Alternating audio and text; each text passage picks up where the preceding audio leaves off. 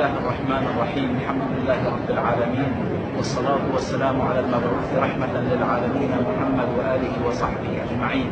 من هنا من الحضرة النبوية الشريفة نسلم على رسول الله صلى الله عليه وآله وصحبه وسلم، وعلى صاحبه خليفة رسول الله أبو بكر الصديق والد السيدة عائشة رضوان الله عليهما، ونسلم على خليفة رسول الله عمر الفاروق والد السيدة حفص رضوان الله عليهما. من هنا أنطلق برسالة لجميع المسلمين: إن الإسلام انطلق من هنا، إن التبليغ كان ما بين النبي والآل والأصحاب.